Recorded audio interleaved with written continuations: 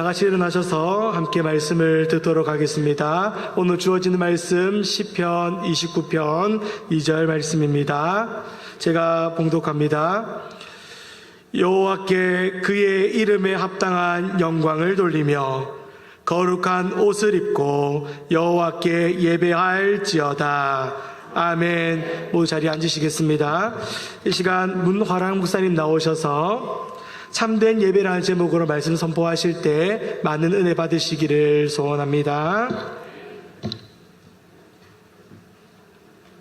여러분 반갑습니다. 하나님께서 여러분께 말씀을 통해서 은혜와 위로를 충만하게 베풀어 주실 줄 믿습니다. 저는 고려신학대학원에서 예배학과 교회 교육을 가르치고 있습니다.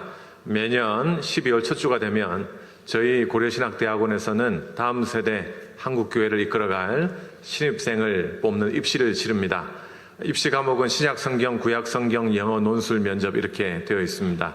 제가 5년 전에 구약학 시험 문제를 출제를 했는데 채점을 하다가 아주 경악할 만한 답안을 발견했던 적이 있습니다. 여러분께 그 시험 문제를 똑같이 출제를 한번 해볼 테니까 답을 아시는 분은 큰 소리로 답을 외쳐주시면 감사하겠습니다. 아시겠죠? 예, 여러분 구약성경에 다니엘서 많이 읽어보셨죠? 갑자기 목소리가 작아집니다.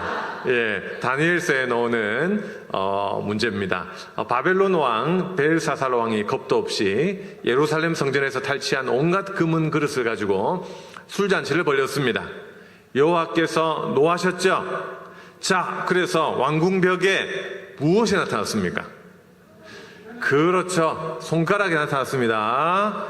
요거 시험 문제 아닙니다. 시험 문제는 그 다음에 나옵니다. 그 손가락이 나타나서 맷자로 시작하는 아주 무서운 경고의 문구, 심판의 메시지를 남겼습니다. 맷자로 시작하는 그 메시지가 무언가가 시험 문제였는데 벌써부터 아시는 분들이 좀 계신 것 같아요. 저하고 같이 큰 소리로 한번 같이 외쳐봅니다. 시작! 메네, 메네, 데겔, 우바르신입니다.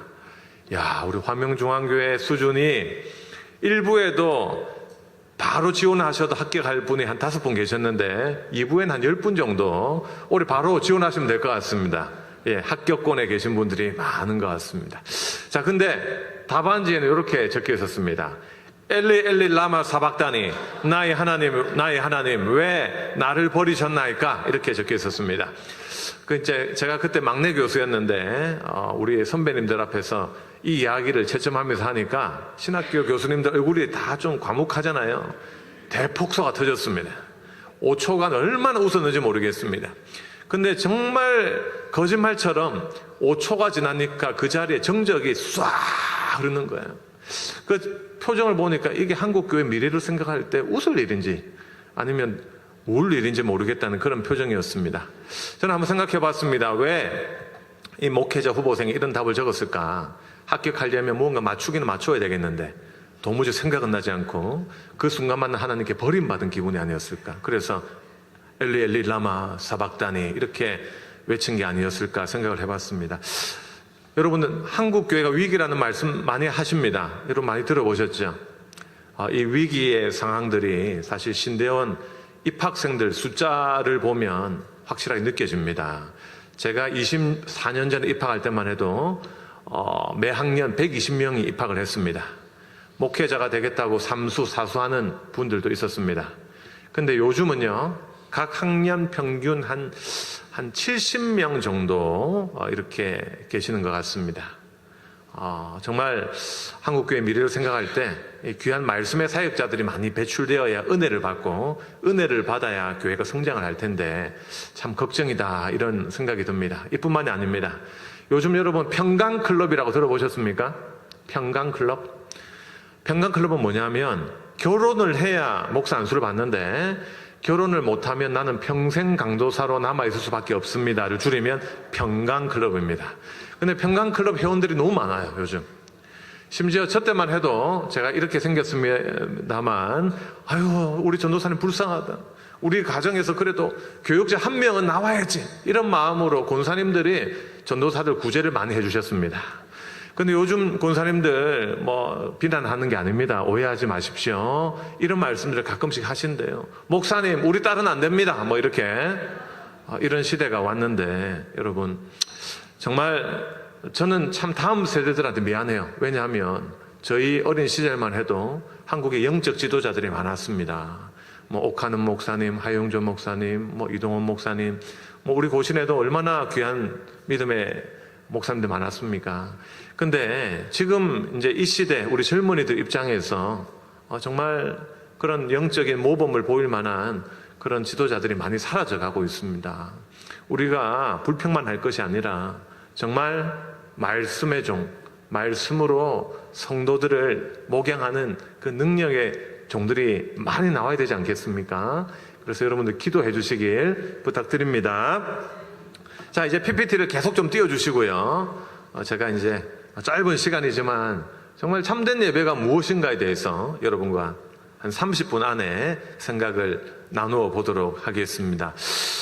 자, 여러분, 한 학기 동안 저의 예배학 수업을 들었던 어떤 한 전도사님이 수업 말미에 손을 번쩍 들면서 이렇게 이야기를 했습니다. 교수님, 한국교회 예배 현실을 한마디로 시적으로 표현하고 싶습니다. 이렇게 이야기를 했습니다. 그래서 제가 한번 해보십시오, 전도사님 했더니 이 전도사님이 이런 이야기를 하는 게 아니겠습니까? 한국교회 예배 현실을 한마디로 표현하자면 예배인 듯 예배 아닌 예배 같은 예배가 많은 것 같습니다. 이렇게 외쳤습니다. 갑자기 강의실에 폭소가 우와 터졌습니다. 저는 뭣도 모르고 전도사님 엄청 칭찬했습니다. 전도사님 어떻게 이렇게 문학적으로 표현할 수 있습니까? 그러자 이 전도사님이 머리를 긁적이면서 교수님 사실 요즘 유행하는 썸이라는 노래에 가사를 좀 차용했습니다. 이렇게 이야기했습니다.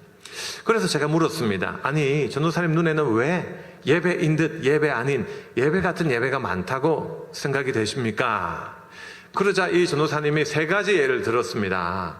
첫 번째는요, 전도가 잘 된다면 예배의 형식과 요소를 그냥 다 파괴해버리는 구도자 예배, Seekers Worship 이야기를 했습니다. 뒤에 있는 화면은요, 제가 5년간 살았던 시카고에 있는 교회입니다. 윌로우 크릭 커뮤니티 처치라는 곳인데요. 이 교회는 전 세계적으로 아주 유명한 메가 처치죠. 근데 이 교회 예배 특징이 바로 구도자 예배입니다. 이 구도자 예배는 뭐냐면, 새신자 입장에서 부담이 되는 예배 요소들을 다 빼는 겁니다. 그리고 부담 없이 소비자들이 만족할 만한 정도의 문화적인 배경을 가진 그런 예배를 드리자 하는 것이 바로 이 구도자 예배, 윌로우 크릭 교회의 예배였습니다. 그래서 여러분 한번 생각해 보세요. 새신자 입장에서 우리 교회 처음 왔을 때 어떤 예배 요소가 좀 부담스러울까요? 주보를 딱 봤을 때? 예, 어떤 분은 이런 이야기 하더라고요. 헌금요, 목사님. 근데 여러분 보십시오. 수만 명이 있는데 헌금 없으면 되겠어요? 아니죠. 저 교회에서 헌금 굉장히 강조합니다. 자, 그러면 여러분, 새신자 입장에서 우리 교회 주보를 봤을 때 부담이 되는 순서가 뭐죠? 사실 여러분, 이 현대 21세기를 살아가는 성도들은 자신이 죄인임을 인정하고자 하지 않습니다. 아니, 내가 범법 행위를 한 것도 없고 이렇게 준법 정신을 가지고 잘 살아가는데 착한 시민인데 내가 왜 죄인이냐? 아니죠. 우리 사람이 은혜를 받으면, 하나님의 그 특별한 은혜를 받고 예수님을 믿으면 내 내면이 보이기 시작합니다. 그리고 정말 나는 죄인이구나, 이 고백이 나올 수밖에 없죠. 자, 근데 저 교회에서는 그런 참회의 기도, 사죄의 선언, 신앙 고백 이런 걸 다 빼버렸습니다. 새신자 마음에 부담을 준다고요. 심지어 복의 선포, 이 축도도 빼버렸더라고요.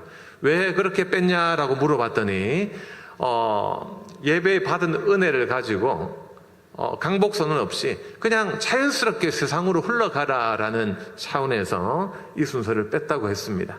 근데 여러분, 예배학적인 관점에서 이 예배 스타일은 문제가 있습니다.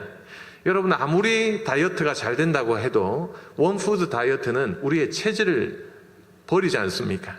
그런데 이 예배 순서와 요소에는 뭔가 담긴 의미가 있습니다. 우리의 영성을 살찌우는 무언가 능력이 있다고요. 거기에 대해서 제가 좀 이따가 설명을 드리고자 합니다. 그래서 이 전도사님 눈에는 그냥 컨템포러리 월십이 문제가 아니라 예배 요소와 순서 중요한 부분들을 함부로 빼는 것은 문제다라는 이야기를 했고요.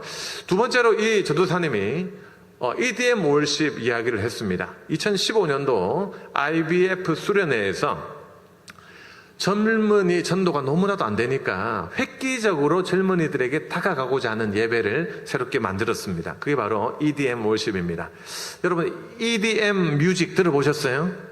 뭐의 준말입니까? 일렉트로닉 댄스 뮤직의 준말이 EDM입니다. 쉽게 말하면 클럽에서 저 화려한 사이키 조명과 그 조명 속에서 열광적으로 전자음악 속에서 춤을 추면 그런 스타일이 EDM이에요. EDM. 근데 이걸 예배 안으로 가지고 왔다는 거예요. 제가 한번 묘사를 한번 해보도록 하겠습니다. 여러분 이해하실 수 있도록. 근데 조금 당부사항이 있습니다. 심장이 좀 좋지 않으시거나 분노 조율이 잘 안 되시거나 이런 분들 조심하시고요. 그다음에 약속을 해주셔야 됩니다. 제가 조금 경박스러울 수 있습니다. 근데 여러분 학교에 절대로 고발하지 마시기를 제가 좀 부탁드립니다. 아직 제가 갈 길이 멀거든요. 예. 자, 여러분 이제 저 화려한 조명 속에서 음악이 나옵니다. 전자음악이요. 빰빰빰빰빰빰빰빰빰빰 합니다.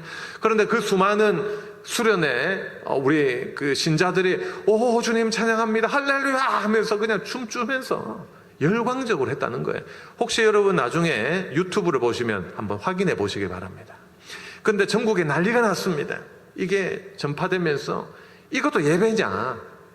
내가 사람을 기쁘게 하려 하나님을 기쁘시게 하려라는 그 말씀처럼 도대체 누구를 위해서 예배하느냐? 뭐 이런 말씀들도 있었고요. 과연 어떤 예배가 참된 예배인가? 음악을 활용한다면 어디까지 되는가? 스타일의 문제인가? 뭐 이런 신학적 논쟁들이 인터넷상에서 세계 제3차 대전을 방불케 할 만큼 뜨거운 이슈가 되었습니다. 우리 전도사님이 두 번째 이걸 지적했고요. 세 번째는 드럼 논쟁이 2017년도에 있었습니다. 그 당시 유명한 어떤 목사님과 또 어떤 교수님께서 교회 오적이라는 신문 기사를 내셨습니다. 그러면서 첫 번째 적은 뭐 청바지 그래가지고 뭐 예를 들면 청바지 입고 나와서 설교하는 거 뭐 이런 이야기도 하셨고요. 두 번째가 드럼이었어요. 근데 여기에도 드럼도 있으시고 또 드럼 주자도 있으신데 이게 도대체 뭐냐? 오해하지 마십시오. 제가 이제 그 신문 기사를 요약해 드릴게요. 이제 작은 교회에서 이제 우리가 여기가 아주 큰 교회가 아니라 작은 교회에서 가끔씩 드럼을 열광적으로 치시는 주자들이 있잖아요. 우리 찬양 소리가 안 들릴 정도로 예전에 국악 보면 이런 악기 있잖아요, 여러분. 하는 거. 예, 요거 못지않게 정말 열광적으로 치는 분들이 있는데 모든 음악을 그렇게 했을 때 교회 음악에 있어서 너무 획일적으로 가는 게 아니냐. 그리고 회개하고 또 눈물 흘리고 애통해야 할 만한 분위기에는 도움이 되지 않지 않느냐. 뭐 이런 논지가 있었습니다. 그런데 이제 이걸 오해한 전국의 10만 기독 드러머들이 스틱을 던지면서 이게 도대체 뭐냐? 뭐 이렇게 난리가 났었던 적이 있죠. 근데 예배학자로서 제가 좀 말씀을 드리자면 악기 자체가 나쁜 악기는 없습니다, 여러분. 드럼도요, 굉장히 순 기능이 있어요. 왜냐하면 여러분, 사부 합창을 사부로 이렇게 부른다고 생각했을 때, 4명이 같이 들어가고 같이 멈추기가 쉽지 않습니다. 거기에 스트링이 추가되고 또 타악기나 여러 악기가 추가되면요, 질서 맞추기가 쉽지가 않아요. 그래서 사실 이 타악기는 아주 필요한 역할을 하기도 합니다. 그런데 이제 이 예배에 대해서 이슈가 문제가 되는 까닭은요, 이제 여러분이 여기에 한 300명이 앉아 계시다고 하면 300명이 다 예배에 대한 생각이 다릅니다. 그리고 선호하는 스타일이 다르고 자기가 예배 음악으로 옳다고 생각하는 찬송과 복음송이 달라요. 특별히 여러분이 어린 시절 모교에서 배웠던 그 예배, 존경하는 목사님이나 신학자가 주장하는 그 예배 스타일이 전부라고 생각하는 경향이 저를 포함한 모두에게 있다는 것입니다. 자, 그래서 여러분 20분간 부탁을 드립니다. 모든 선이해를 접으시고 한번 마음의 문을 여시고 한번 생각해보는 시간을 가져보자고요. 자, 그렇다면 여러분 성경에서는 예배에 대해서 뭐라고 말하고 있습니까?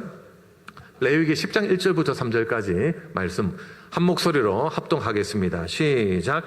아론의 아들 나답과 아비후가 각기 향료를 가져다가 여호와께서 명령하시지 아니하신 다른 불을 담아 여호와 앞에 분향하였더니 불이 여호와 앞에서 나와 그들을 삼키매 그들이 여호와 앞에서 죽은지라. 모세가 아론에게 이르되 이는 여호와의 말씀이라 이르시기를 나는 나를 가까이 하는 자 중에서 내 거룩함을 나타내겠고 온 백성 앞에서 내 영광을 나타내리라 하셨느니라. 아론이 잠잠하니. 자, 여러분, 여기 아론이라는 사람이 나옵니다. 아론 누굽니까? 예, 이스라엘의 최초의 대제사장입니다. 그리고 모세의 형님입니다. 근데 이 분의 아들들 중에 두 명이 오늘 본문에 등장합니다. 누구요? 나답과 아비후입니다. 근데 여러분, 이 사람들이 뭐 하다가 이렇게 큰 벌을 받게 되었습니까? 다른 일도 아니고 하나님께 분향하러 나갔다가 제사 드리러 갔다가 즉 예배하러 갔다가 벌을 받는 무서운 일이 발생합니다. 그런데 여러분 9장 25절 전후 문맥을 보면 이날은 이스라엘의 축제일이었습니다. 여호와께서 명하신 식양대로 성막을 만들어서 하나님께 올려드렸고요. 그리고 제물을 담아서 번제를 드렸을 때 하늘에서 불이 나와서 그것을 살랐습니다. 분명 하나님은 기뻐하셨고 그날에 그들의 예배를 받으신다는 증표를 보여주셨습니다. 그런데 이게 도대체 무슨 일입니까? 대제사장의 두 아들이요. 그것도 예배 드리러 접근하다가 즉사하는 일이 벌어진 거예요. 왜 이들이 죽었습니까, 여러분? 2절을 보니까 여호와께서 명하시지 않은 다른 불을 가지고 접근했다는 것입니다. 하나님께서 원하지도 않는데 자기 소견에 옳은 대로 정말 인간 중심적인 방법대로 하나님께 접근했는데 하나님은 그것을 받지 않으셨다는 거예요. 그러면서 하나님이 뭐라고 말씀하셨습니까? 나는 나를 가까이 하는 자 중에서 내 거룩함을 나타내겠다. 우리 하나님은 거룩하신 하나님이라는 거예요. 자, 우리는 이 본문을 통해서 예배의 중요한 원칙을 발견할 수 있습니다. 모든 예배는 하나님 중심적인 예배가 되어야 한다는 것입니다. 사실 이 시대는요, 너무나도 소비자 중심적으로 흘러갑니다. 아까 우리가 처음 봤던 윌로우 크릭 예배, 정말 프로페셔널한 음악가들이 많습니다. 음악의 퀄리티가 장난이 아닙니다. 그런데도 그 예배는 아주 큰 단점을 가지고 있죠. 새신자를 모으는 데는 특화된 예배지만 기존의 신자들이 자라기에는 부족한 예배라는 것입니다. 왜냐고요? 예배에는 설교만 있는 것이 아니라 예배의 각 요소가 여러분 우리에게 마음의 메시지를 끊임없이 전달하고 있는 거예요. 여러분 어제 저는 큰 충격을 받았습니다. 저희 어린 시절 영웅이었던 마이클 타이슨이 권투 선수인데요. 젊은 30살 어린 유튜버 복사한테 졌더라고요. 근데 여러분 한 30년 전에 무하마드 알리라는 사람이 있었습니다. 40년 전에. 근데 이분하고 조지 포먼이라고 하는 분이 권투 시합을 합니다. 근데 조지 포먼은 특징이에요. 한 방으로 KO시키는 분이에요. 팔이 얼마나 굵은지 저는 사실 전형적인 이티팔이죠. 예, 팔 너무 얇습니다. 운동을 안 하는 팔이에요. 이 팔을 한 5개 정도 한 팔에 가지고 있습니다. 조지 포먼. 그러니까 두 손으로 막으면 주먹이 안 들어가요. 위로 막으면 위에 주먹이 안 들어가고 밑에 막으면 밑에 주먹이 하나도 안 들어갑니다. 근데 저 팔은 어떻습니까? 이렇게 맞으면 엄청 맞겠죠? 근데 그 세계의 대결, 이 무하마드 알리는 어떤 특징이 있었냐? 헤비급 복서지만 발이 빨랐습니다. 그래서 나비처럼 날아서 벌처럼 쏜다라는 그런 격언을 남겼죠. 그렇게 잽을 15회 동안 던지면 잽 맞고 KO가 되는 거예요. 근데 여러분 이분들의 세계의 대결에서 누가 이겼는 줄 아십니까? 누가 이겼겠어요? 한 방을 노렸던 조지 포먼이 아니라 끊임없이 잽을 날렸던 무하마드 알리가 이겼습니다. 자, 이게 우리 예배에도 주는 의미가 있다고 생각합니다. 여러분, 늦게 오시는 분들은 설교 전에는 확실하게 오죠. 근데 그 앞에 순서들을 놓치는 분들이 있습니다. 그리고 마음이 바쁜 분들은 강복선 하기도 전에 그냥 식당으로 뛰어가시고, 아유, 내가 뭐 올려놓고 왔네 하면서, 또 그러신 분들이 있습니다. 근데 다 사정이 있겠지만, 사실 예배 시작부터 끝까지 다 의미가 있는 거예요. 자, 여기에 대해서 제가 좀 설명을 하고자 합니다. 자, 여러분, 예배의 정의가 뭔가? 7년 전에 저의 모습입니다. 많이 변했죠. 근데 제 왼쪽에 있는 할아버지는 독일 할아버지입니다. 이말테 교수님이라고, 말테 리도라고 하는 독일인인데 한국 루터교 신학교 총장으로 부임을 했습니다. 자, 근데 이분이 유창한 독일어가 아닌 한국어로 저한테 이렇게 물으셨습니다. 문 목사님, 예. 이 한자 아세요? 이렇게 물으셨습니다. 자, 여러분 또 한번 외쳐주십시오. 이 한자 시작. 수준이 확실하게 있으십니다. 함영중앙교회. 예배입니다. 예의 예자에 절하다 배자입니다. 그런데 문 목사님, 예의를 갖춰 절하다, 이 정의에 만족하세요? 이렇게 물으셨습니다. 여러분 만족하십니까? 예의를 갖춰 절하다. 틀린 정의는 아니에요. 하나님께 나갈 때 우리가 예의를 갖춰야 되지 않습니까? 근데 독일어로는 예배가 고테스딘스트입니다. 고테스딘스트는 두 가지 의미가 동시에 있습니다. Service of God, Service of People. 하나님이 먼저 우리를 섬겨주셨기 때문에 그 은혜에 감사하고 감격해서 우리가 하나님을 섬긴다라는 하는 의미가 있어요. 자, 그래서 여러분 예배는 절대로 예를 갖춰 잘하다 한 방향이 아니라 쌍방향이에요. 하나님이 우리에게 내려오시고 우리가 하나님께 올라가서 만남과 교제가 일어나는 것이 예배다. 자, 그러면 예배는 여러분 따라해 주십시오. 예배는 쌍방향이다. 자, 그러면 한 번 더 퀴즈가 나갑니다. 이 세 개 중에 제일 맞는 표현은 어떤 것일까요? 그냥 손만 들어주시면 됩니다. 2번이 제일 맞다. 예배는 무엇인가를 받는 것이다. 아무도 없으세요? 안 속으시네요. 이런 강사가 오면은 늘 첫 번째 답이 없습니다. 그죠? 제가 지금은 전투력이 하나도 없는 얼굴이지만 이래봬도 여러분 제가 서부전선 최전방을 지키는 1사단 15연대 군목이었습니다. 3단구리 옆에 있고 JSA가 옆에 있는 우리 부대. 근데 여러분 전방 부대 병사들이 뜨거움이 있거든요. 찬양할 때, 주여 삼창할 때 열심히 기도합니다. 근데 저희 군종병이 기타를 늘 잘 쳤습니다. 둥둥둥 칩니다. 사랑하는 전우 여러분, 우리는 수많은 유혹을 뿌리치고 이 자리에 나왔습니다. 계속 칩니다. 그러면서 이런 멘트를 이어갑니다. 내무반에서 휴식할 수 있는 그 안락함의 유혹을 뿌리치고 하면 병사들이 주여 합니다. 점점점 소리를 높입니다. TV 속에서 우리를 향해 손짓하는 아리따운 걸그룹의 유혹을 뿌리치고 하면 병사들이 주여 합니다. 막 슬퍼 보여요. 그렇다면 병사 여러분, 우리 이 시간 예배를 통해서 무언가 받아가야 되지 않겠습니까? 그러면 주여 삼창을 합니다. 자, 여러분, 이 군종병의 멘트 어때요? 틀리지는 않지만 완벽하지는 않죠. 왜냐고요? 예배 때 우리는 드립니다. 하나님께 찬양과 경배를 올려드립니다. 우리 회개를 드립니다. 마음을 물질에 담아 하나님께 올려드립니다. 동시에 받습니다. 은혜를 받습니다. 죄사함의 용서를 받습니다. 위로를 얻습니다. 말씀을 통해 은혜를 주십니다. 그러니 우리 예배는 끊임없이 하나님이 우리에게 나오시고 우리가 하나님께 올라가서 반응하는 대화적으로 진행되는 것이 바로 이 예배라는 거예요. 그러니까 여러분이 잠이 와도 잠을 깨우고 우리 마음을 새롭게 해서 이 자리에 삼위 하나님이 계시기 때문에 하나님이 지금 옆에 함께 계신다는 이 확신을 가지고 예배를 드려야 되는 거예요. 여러분 좌우에 앉으신 분들과 이렇게 한번 인사하겠습니다. 삼위 하나님이 이 자리에 함께 하십니다. 자, 그러면 시간 관계상 여러분 주보를 한번 볼 텐데요. 자, 매주 주보를 받을 때 제가 관찰을 한 수십 년간 해보니까 다양한 성도 유형이 있습니다. 1번 유형은 오탈자 검색형이 있습니다. 오늘 우리 부목사님, 양목사님 뭐 실수하셨나 오탈자 한번 걸려봐라. 네, 여러분 이런 식으로 예배 드리신 분 아무도 안 계시죠? 여기는 그 은혜를 못 받습니다. 여러분 예배에 제일 은혜 받기 힘든 사람이 예배학 교수예요. 저는 한 20년간 예배학만 전공하기 때문에 주차장부터 내려오면서 제 나름대로 이렇게 판단합니다.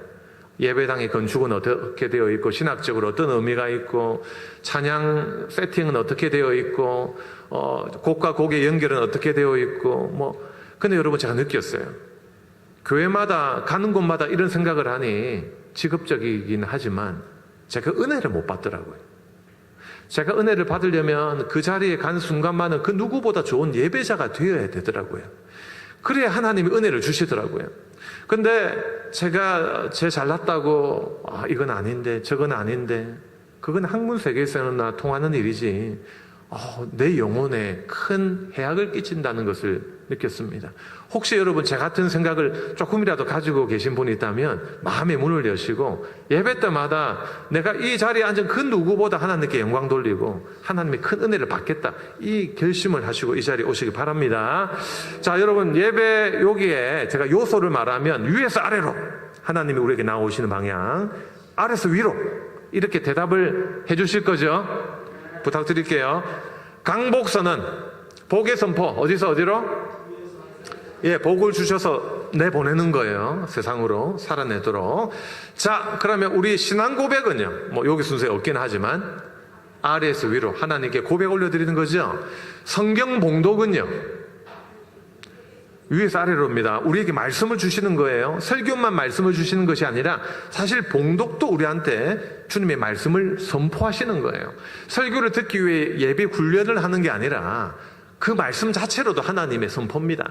그래서 16세기 당시에는 담임 목사님만 이렇게 선포를 했어요. 그 말씀을 읽었다고요. 근데 봉독을 우리가 올려드린다고 생각하면 하나님, 오늘 설교 본문은 시편 29편 2절입니다. 이렇게 착각하는 거예요. 그렇게 생각하지 마시기 바랍니다. 자, 그러면 여러분, 봉헌은요, 예, 우리가 물질의 마음을 담아서 하나님께 올려드리는 거예요. 근데 단순히 돈을 드리는 순서가 봉헌이 아닙니다. 예배 요소와 순서 속에서 하나님이 주신 그 은혜와 그 사랑에 감격해서 표현할 길이 없어 우리가 물질을 담아 하나님께 올려드리는 거예요. 근데 여러분, 한 5년 전에 서울의 높은 뜻 시리즈로 시작하는 아주 큰 교회 담임 목사님께서 여러분, 다음 주에는 우리 교회 헌금하지 마십시오. 여러분이 생각하기에 가장 어려운 교회 자율적으로 도와주십시오. 이렇게 선포를 하셨습니다. 근데 이게 기독교 신문에 대서특필되고 난리가 났어요. 요즘 같은 시대에 정말 신선하다. 근데 여러분, 저는 예배학 교수로서, 학자로서 너무 걱정이 되었습니다. 왜냐하면 2000년 예배 역사를 제가 20년 가량 연구하고 있는데 어떤 교파, 어떤 예배 순서에도 봉헌이 빠지지는 않아요. 왜냐하면 봉헌은 단순히 물질을 하나님께 드리는 그런 수금의 시간이 아니라 우리의 영적인 그 마음과 사랑을 표현할 길이 없어 예배 속에서 그 순서 속에서 반응하는 거예요. 여러분 교회 순서를 보자면 말씀 선포 다음에 봉헌이 들어가네요. 그것은 주신 은혜 감사합니다. 주신 말씀 감사합니다라고 하는 자발적인 표현이에요. 그래서 여러분이 알아서 도와주고 그 마음은 사실 좋은 마음이죠. 하지만 예배학적으로 봤을 때는 굉장히 큰 문제가 될 수 있습니다. 이 표현이 중요합니다. 여러분, 여기에 부부들이 많이 앉아 계신데 결혼 기념일 때마다 기념일을 잘 지키는 거 중요하잖아요. 절기를 지키고 기념일을 지키고. 여러분, 남편이 한번 생각해 보십시오. 제 같은 남편이 있다고 생각해 봅시다. 결혼 20주년이에요. 아유, 여보 사랑해 하면서 제가 정말 정성을 모아서 학 1000마리를 접었어요. 그래서 여러분한테 학 1000마리를 드렸습니다. 기쁘겠어요? 물론 이게 정성은 느껴지죠. 근데 내가 뭔가 줄 수도 있는데도 그런 식으로 나오면 여러분이 어쭈 이렇게 놓을 수도 있지 않겠습니까? 근데 우리 하나님은 그런 하나님은 아닙니다. 온 우주 만물을 소유하셨고 우리가 10만 원, 20만 원 더 드린다고 하나님 더 하나님께 유익되는 거 아니에요. 하나님은 이미 모든 것을 가지고 계셨습니다. 그런데 확인하고자 하는 것은 우리 마음이에요. 사실 그 아까워하는 마음, 여러분 우리가 인간관계나 부자관계 또 부모님과의 관계에서도 사실 확인하고 싶은 것은 마음 아니에요. 근데 그 마음은 어떻게 객관적으로 보여줄 수 있어요? 그것은 표현할 수 있는 방법이 필요한 것이죠. 그렇기 때문에 2000년 교회 역사상 이것은 함부로 하는 순서는 아닙니다. 자, 그러면 여러분 마지막 퀴즈가 하나 나갑니다. 여기에 보니까 교회 소식이 있네요. 교회 소식은 위에서 아래다. 한번 손 들어봅니다. 위에서 아래다. 아래로 내려주시는 것이다. 아니다. 아래에서 위다. 아무도 안 속으시네요. 자, 교회 소식은 어디서 어디로? 옆에서 옆으로 하는 거예요. 사람이 사람한테 하는 거예요. 그렇기 때문에 여러분 교회에서는 시작하기 전에 이렇게 앞부분에 한 것 같습니다. 아주 개혁주의 신학으로 잘 하신 것 같습니다. 자, 근데 여러분 예배 요소와 순서에 왜 의미가 있냐고요? 여러분 교회 주보를 보면서 제가 좀 놀랐습니다. 굉장히 정성이 좀 많이 들어간 것 같아요. 예, 왜냐고요? 여러분 십계명이 나오네요. 십계명. 예, 십계명이 참 사실 종교개혁가들이 강조했던 예배 요소 중에 하나인데 십계명에 비추어서 나의 죄악을 발견하고 참회의 기도를 드렸잖아요. 근데 십계명도 좀 무겁고 참회의 기도도 무거워요. 자, 그러니까 하나님의 선포가 이어지죠. 그러니까 얼마나 기분이 좋아요. 하나님 감사합니다. 용서해 주셔서 감사합니다. 이 말씀을 통해서 객관적으로 내 마음속에 확신을 주시니 감사합니다.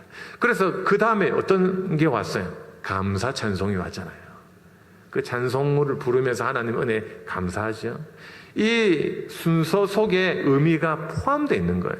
제가 그래서 여러분 교회 예배 요소를 보면서 아주 노력을 많이 하고 계시구나. 예배 학자의 눈으로 봤을 때도 정말로 은혜가 되는 것 같습니다. 자, 근데 여러분 시간이 없기 때문에 제가 왜 예배가 중요한가를 하나 설명드립니다. 사실 코로나 때 우리 예배가 많이 무너졌어요. 왜냐고요? 사실 70대, 80대 성도님들은 걱정 안 해도 되는 분들이에요. 저희 집에도 어머니, 아버지가 70대 중후반이신데 코로나 때 겁을 하나도 안 먹으시더라고요. 야야, 나는 고신이다. 죽으면 죽으리라 하면서 교회 가시고. 근데 저는요, 여러분, 충격적인 고백 하나 해도 됩니까? 예. 제가 아직 놀랍게도 아직 50이 안 됐습니다.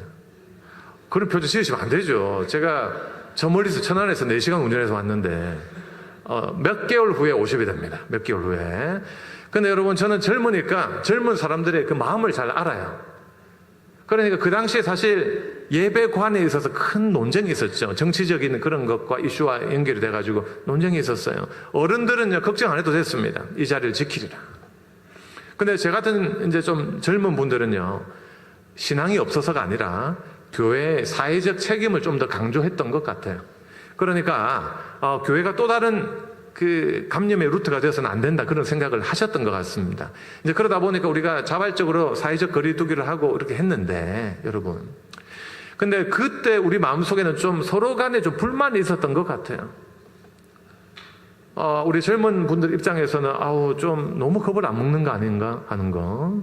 또 연세 드신 분 입장에서는 내 인생의 경험상 한 주 빠지고 2주 빠지고 이렇게 되면은 나중에 신앙 전수가 안 될 건데, 이런 마음이 좀 강하셨던 것 같아요. 근데 여러분, 그때 많은 부모들이 이런 이야기 했습니다. 목사님, 교회 문 좀 닫아주세요. 코로나 끝날 때까지 우리 교회 학교 문 좀 닫읍시다. 근데 여러분, 지금 4년이 지났는데 그때 문 닫았으면 어떻게 됐을까요? 지금까지 코로나가 있어요. 문 닫았으면 지금도 문 못 열어요, 교회 문을. 그 제가 하고 싶은 말은 이겁니다. 예배는 우리의 심장 박동과도 같아요. 신자의 심장을 뛰게 하는 것이 예배입니다. 근데 그게 알게 모르게 위축되었는데, 그 당시에 세상 사람들이 우리를 비난할 때 그 2가지 비난이 있었잖아요. 왜 교회 너희들 문 여냐? 교세 때문이냐? 인원수 때문에. 2번째, 헌금 때문에 그러냐? 아니죠. 우리가 왜 모였습니까? 우리 심장 박동과도 같은 것이 예배이고, 우리가 예배를 지키지만 결국 그 예배가 우리의 마음과 생각을 지키기 때문에 우리가 예배의 자리를 지키려고 했던 것 아니에요. 그 생각합니다. 그때 되돌아보면은 어쨌든 모이는 것 자체를 표매하지 않았던 교회는 타격이 적습니다. 근데 그때 온라인 시스템을 너무 강조하고 갔던 교회들은요, 지금 아직도 한 30% 정도 타격 회복이 안 되는 교회들이 있습니다. 제가 예배학 교수인데 이 재밌는 예화를 하나 들면서 왜 예배 습관이 중요한지를 좀 설명드리고자 합니다. 여러분, 저기 보시면 우리 신대원 모습입니다. 근데 신대원에서 공부도 어렵지만 제일 어려운 게 새벽 기도예요. 왜냐고요? 3년 동안 화수목금 새벽 기도, 화수목 경건회를 17번 빠지면 강도사 인허를 주지 않습니다. 근데 수업이 많거든요, 우리 학교에. 그리고 숙제도 많고 주말 사역하고 이제 월요일 날 오면 시차가 없는 나라인데 피곤합니다. 그러니까 새벽 6시인데 눈이 잘 안 떠져요. 제가 24년 전에 신대원에 입학을 했는데 그때 출석 체크는 본당에 가서 스티커 받아와서 일지에 붙여서 검사받는 시스템이었습니다. 근데 제가 어떤 형님을 발견하게 되었습니다. 화장실에 들어갔는데 5시 55분에 사운드가 그쳤으면 나와야 될 거 아니에요. 안 나오는 거예요. 나중에 알고 봤더니 여러분, 같은 모양의 스티커를 찾아 10군데 정도 다니면 비싼 거 있을 거 아니에요. 어둠의 루트로 구한 그 스티커를 붙여서 2시간 더 잠을 잤다는 훈훈한 미담이 들려왔습니다. 부러운 거예요, 우리 신학생들이. 근데 여러분, 교수님이 첩보를 입수하시고 그 다음부터는 화장실에 출몰을 하셨습니다. 근데 우리 신대원생들이 누굽니까? 환란과 핍박 속에서도 끝까지 피하는 자들이 신대원생들입니다. 근데 신대원에 들어와 보시면 3인 1실이에요. 2층 침대 하나, 1층 침대 하나입니다. 2층 침대에 60kg 조금 덜 되는 슬림형 전도사님이 올라가서 얇은 이불을 살얼음처럼 깔면 문 밖에서 보면 겨울 이불처럼 보이는 착시 효과가 일어납니다. 그러니까 날씬한 전도사님이 성공했다는 이야기가 퍼졌습니다. 그러니까 또 누가 일러줬어요. 그러니까 그 다음 주에 교수님이 신무기를 들고 왔는데 지휘봉을 갖고 오셨더라고요. 그 문 열고 북한군도 아닌데 이불을 다 찔러 보시더라고요. 제가 전우를 하는 예전에 6.25 드라마가 생각이 났습니다. 그래서 저는 너무 기분이 안 좋았습니다. 왜 이렇게 우리 평강클럽도 많은데 잠이라도 좀 자게 해주지 이런 생각이 들었습니다. 그런데 우리 학생들이요, 톰과 제리처럼 끝까지 또 피하는 거예요. 나중에 한 명이 잡혔는데 어디서 잡혔는 줄 아십니까? 80kg 돼도 저희 학교 그 방에 있는 2인용 옷장에 들어갈 수 있습니다. 그 옷장에 덩치 좋은 우리 총각이 한 명 들어갔다가 잡힌 거예요. 근데 저는 왜 이렇게 교수님들이 기도 훈련을 시키셨을까? 이제 졸업을 하고 군목으로 1사단 15연대 들어가서 그걸 느낄 수 있었습니다. 지금은 군대가 많이 좋아졌지만 저희 때만 해도 참 자살하는 병세가 많았습니다. 1년 통계가 육군만 61명이 넘었습니다. 그러니까 이 군대 상황은 최전방 부대 같은 경우에는 삶과 죽음이 늘 공존하는 현장입니다. 근데 제가 기도의 훈련이 되어 있지 않으면 어떻게 그 영적으로 그 병사들을 지도할 수 있었겠습니까? 우리 집사님들은 와서 예배 드리려고 하는데 제가 오늘 피곤한데 못 가겠습니다 하면 그게 되겠습니까? 그러니까 진짜 중요한 게 여러분 이 반복적인 훈련이더라고요. 여러분 목사님께서 왜 여러분 금요철야 새벽기도 나오라고 왜 말씀하십니까? 여러분을 위해서입니다. 우리가요 사람이 참 재미있는 게 머리로는 지금이 기도해야 될 타임이라는 거 너무나도 잘 압니다. 근데 기도의 훈련이 잘 안 돼 있으면 알긴 알지만 힘들 때 기도의 자리로 안 나갑니다. 막 전화하려고 그러고 카톡으로 위로받으려고 그러고 그렇게 갑니다. 그러니까 역사적으로 우리 기독교회는 예배 모임을 너무나도 중요시했습니다. 공예배, 공적인 예배, 기도회. 왜냐고요? 이 기도의 훈련, 찬양의 훈련, 예배의 훈련이 우리 몸에 새겨지는 지식이 되어서 우리가 예배의 자리를 지킨 것 같지만 결국 그 예배가 우리의 마음과 생각과 입술과 뜻을 지키는 일들이 일어날 수 있기 때문이에요. 여러분 오늘 주신 말씀을 한번 떠올리면서 마무리를 해보고자 합니다.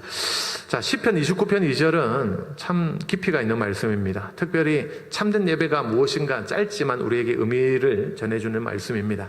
자, 우리 개역개정에 나와 있는 거 한 번 더 읽어볼까요? 시작. 여호와께 그의 이름이 합당한 영광을 돌리며 거룩한 옷을 입고 여호와 아래 예배할지어다.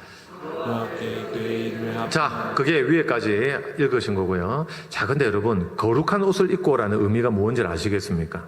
저는 지금 거룩한 옷을 입고 왔습니까? 여러분은 도대체 거룩한 옷을 입고 오셨습니까? 그래서 제가 원문을 좀 찾아봤습니다. 그러자 거룩한 옷을이라는 원문은 거룩함의 광의 속에서라는 말로도 번역이 가능했습니다. 자, 거룩함의 광의 속에서, 거룩한 빛 속에서 예배 드리는 것이다. 그런데 이것도 이해하기가 쉽지 않아요. 이 의미가 무엇일까요? 제가 찬송가 예수를 나의 구주 삼고라는 찬송 가사에서 의미를 발견할 수 있었습니다. 예수를 나의 구주 삼고 성령과 피로써 거듭나니. 여러분 이 찬송의 3절 가사에 이런 가사가 있습니다. 세상과 나는 간구없고 구속한 주만 보이도다. 여러분 이 말씀의 의미 아시겠죠? 우리가 얼마나 힘든 삶의 정황 속에 놓여져 있습니까? 여러분 깔끔하게 이 자리에 앉아 계시지만 마음속에 걱정, 근심, 고민거리가 없는 사람이 없습니다. 요즘 가정마다 아픈 분들은 많지 않습니까? 사업도 잘 안 됩니다. 이런 상황 속에서 우리는 예배의 중요성, 예배의 기쁨을 잃어버릴 수가 있습니다. 그런데 주님 말씀하셨죠. 두세 사람이 내 이름으로 모인 곳에 나도 함께 하시겠다 약속하셨습니다. 그 약속의 말씀을 믿기에 우리는 힘들지만 이 자리에 나왔고, 그리고 또 체력적으로 또 잠도 오고 그렇지만 끝까지 두 눈을 부릅뜨고 예배를 드리고 있는 것입니다. 예배가 중요합니다. 여러분, 제가 마지막 간증을 짧게 하나 하고 예배를 마치고자 합니다. 여러분, 제 얼굴 보니까 좀 두상이 크죠? 저는 저보다 머리 큰 사람은 거의 못 봤습니다. 왜냐고요? 군에서 61호 모자를 썼습니다. 61호 있습니까? 여기 아무도 안 계신데. 근데 저의 큰 두상은 저희 어머니한테 물려받은 겁니다. 제가 이제 유학을 처음에 갔을 때 2년 동안 이제 한국에 올 수 없기 때문에 스카이프로 화상 전화를 늘 했습니다. 이제 손주도 좀 보여드리고 어머니 아버지한테. 근데 늘 화면을 가득 채워주시던 우리 어머니가 어느 날 화면에서 안 보이시는 거예요. 그리고 저희 아버지는 인상을 이렇게 근심에 막 이렇게 쩔은 얼굴이고 한 번도 그런 표정을 본 적이 없는데, 도대체 아버지 무슨 일입니까? 했더니 저희 아버지가 이런 이야기를 하셨습니다. 화랑아, 엄마가 대장암 말기에 폐, 신장, 간 다 전이가 되었고 그래서 네 공부 그만하고 이제 와야 될 것 같다라는 그 이야기를 하셨습니다. 저희 아버지는 진짜 용감한 분인데 그런 표정을 처음 봤고 정말 저희 집안에 큰일이 났구나. 그 다음에 여러분, 이 신학생들이 부모님께 효도하기 쉽지 않습니다. 예, 왜냐하면은 우리가 빤하지 않습니까? 살이라는 것도 빤하고. 생각해보니까 20대 그 시절에 한 번도 효도도 못했는데 진짜 나는 불효자구나 이 생각을 했습니다. 근데 우리 가정이 할 수 있는 게 뭐가 있겠습니까? 기도하고 예배드리고 또 기도 요청을 하고. 그래서 이제 제가 예전에 성안교회 출신인데 우리 윤장훈 목사님 중보기도팀 말씀도 드리고 그랬습니다. 근데 이제 그때 참 감사한 게 저희 장모님이 이제 은퇴하신 우리 목사님, 우리 사모님이신데 저희 어머니를 위해서, 사돈을 위해서 100일 동안 교회에서 철야 기도를 하셨더라고요. 참 저희 장모님 생각할 때마다 참 마음이 뭉클합니다. 근데 저희 어머니가 그 이야기를 해주셨어요. 이제 절제 수술을 하고 또 이제 원자력 병원에 방사능 치료를 받는데 그때 온몸에 석고를 뜨고 갱도로 이렇게 내려가는 이제 그 시점이었습니다. 근데 저는 사실 이렇게 깝깝증이 있기 때문에 얼굴 세우는 것도 별로 안 좋아하는데 저희 CT만 해도 얼마나 답답해요. 근데 그 석고를 뜬다고 생각해 보면, 근데 그 순간부터 또 수술 받고 마취가 깨어나는 그 순간까지도 하나님이 주시는 말씀이 있더랍니다. 시편 23편의 말씀이었습니다. 여호와는 나의 목자시니 내가 부족함이 없으리로라 하는 그 말씀. 그런데 특별히 계속해서 맴도는 그 은혜의 말씀이 있었습니다. 내가 사망의 음침한 골짜기를 다닐지라도 해를 두려워하지 않을 것은 주께서 나와 함께 하심이라. 주의 막대기와 지팡이가 나를 안위하시나이다 하는 그 말씀이요. 어린 시절에 들었던 그 말씀이었습니다. 예배 때마다 목사님의 그 강서를 통해서 들었던 은혜의 말씀이었습니다. 그리고 찬양을 통해서 늘 불렀던 그 말씀이었습니다. 그런데 인생의 위기 앞에서, 죽음의 그 두려움 속에서 그 말씀이 끝까지 나와 함께하고 하나님의 임재를 깨닫게 하고 위로와 힘을 더해줬던 것입니다. 근데 여러분, 이 사건이 일어난 지 17년이 지났습니다. 근데 17년 때 저희 어머니가 살아 있습니다. 하나님이 기적을 베풀어 주셨고, 사실 어제 밤도 저희 집에서 자고 왔습니다. 제 집은 천안인데 엄마 밥을 아침에 먹고 왔습니다. 하나님의 은혜죠. 근데 그 믿지 않는 의사가 이제 5년 후 완치 판정을 받고 그 이후에 또 자기가 은퇴하게 되었을 때 저희 어머니한테 물었습니다. 자기는 그 한강 이남에 유명한 의사로서 수많은 환자들을 받고 수많은 케이스를 봤지만 이런 케이스는 처음 보는데 도대체 어떻게 섭생을 했고 도대체 무슨 일이 있었느냐. 그때 제 어머니가 말했습니다. 이거는 하나님이 주신 기적이라고. 정말로 주변에서 나를 위해 기도해 주셨고 끝까지 포기하지 않고 참 많은 성도들의 사랑과 그 기도의 은혜와 힘으로 하나님께서 불쌍히 여겨주신 것 같다라는 이야기를 할 때 그 의사가 그 이야기를 했습니다. 나는 불신자지만 당신이 믿는 하나님은 정말 살아계신 것 같다고. 그렇게 불신자의 입술을 통해서도 우리 하나님께서 영광을 받으신 겁니다. 근데 제 어머니가 이제 교사를 한평생 하시고 은퇴를 하셨는데도 지금 70대 중반인데도 하나님이 또 살려주셨는데 내 가만히 있을 수 없다 하면서 전도 특공대를 하고 있습니다. 그 온천장에 지금 허심청 부근에 살고 있는데 뛰어다니면서 전화할 때마다 전화 받으면서 야야 지금도 전도가 된다 니도 전도해라 하면서 지금 찬양 인도 노인부 찬양 인도도 하시고 하나님의 은혜죠. 제가 이 이야기를 간증을 하는 까닭은 지금도 하나님은 살아계시고 하나님은 역사하십니다. 우리의 어떤 그런 고정된 사고와 관념으로 하나님의 은혜를 무시하거나 또 우리 마음이 차가워지지 않고 늘 뜨거운 마음으로 끝까지 결과에 어떠하든지 간에 하나님이 살아계시고 나를 택정하셨으니 끝까지 하나님이 나를 붙들어 주실 것이다. 이 믿음의 고백을 가지고 하나님을 기쁘시게 해드리는 저와 여러분이 되시기를 주님의 이름으로 간절히 축원합니다. 여러분 믿음이 없이는 하나님을 기쁘시게 할 수 없습니다. 하나님께 나오는 자는 그가 반드시 계신 것과 그를 찾는 이에게 복 주시는 이심을 믿어야 할지니라. 여러분 이 말씀 가지고 예배 때마다 하나님 은혜를 많이 사모하시는 그리고 체험하시는 여러분이 되시기를 주님의 이름으로 간절히 축원합니다. 기도하겠습니다. 아버지 하나님 감사합니다. 부족한 종을 이 귀한 교회에 보내주셔서 말씀을 증가할 수 있는 은혜를 주시니 감사합니다. 아버지 하나님 우리 삶이 힘듭니다. 정말로 남들이 알아주지 않을 때도 있고 또 우리 눈에 눈물이 마르지 않을 때가 있습니다. 그럴 때마다 하늘을 쳐다보며 하나님을 바라봅니다. 아버지 하나님 힘들 때마다 기도의 자리로 나가는 저희들이 되게 하여 주시고 예배의 자리를 사수할 수 있는 저희들이 될 수 있도록 도와주옵소서. 애굽의 10가지 재앙으로 세상 사람들을 심판하실 때도 주님 백성을 끝까지 지켜주셨던 것 기억합니다. 아버지 하나님 눈앞에 보이는 현상으로만 우리 마음이 흔들리거나 주님을 원망하는 것이 아니라 어떠한 상황 속에서도 주님 배신하지 아니하고 입술로 제대로 고백하고 원망하지 아니하고 믿음의 고백으로 주님을 진정 의지하고 주님을 감동시키고 기쁘시게 하는 저희들이 될 수 있도록 도와주옵소서. 여호와 라파의 하나님 치유의 하나님 이 시간 우리 환우들을 위해서 기도합니다. 아버지 하나님 인간의 의술이 할 수 없는 일을 주님은 하실 수 있음을 믿습니다. 아버지 하나님 이 교회 아픈 성도들 기억하여 주시고 눈물을 닦아주시고 놀라운 기적을 베풀어 주셔서 믿지 않는 가족들과 그리고 이웃들에게 우리 좋으신 하나님께서 나를 고쳐주셨노라 간증할 수 있도록 주님 도와주옵소서.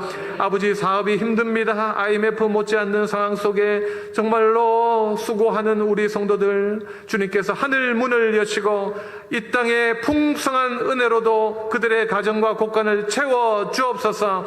그래서 이 몸된 교회를 주님의 몸된 교회를 섬기고 나누어 주고도 남음이 있는 풍성함이 있도록 주님 도와주옵소서. 감사드리며 모든 말씀 예수 그리스도 이름으로 축복하며 간절히 기도드리옵나이다. 아멘.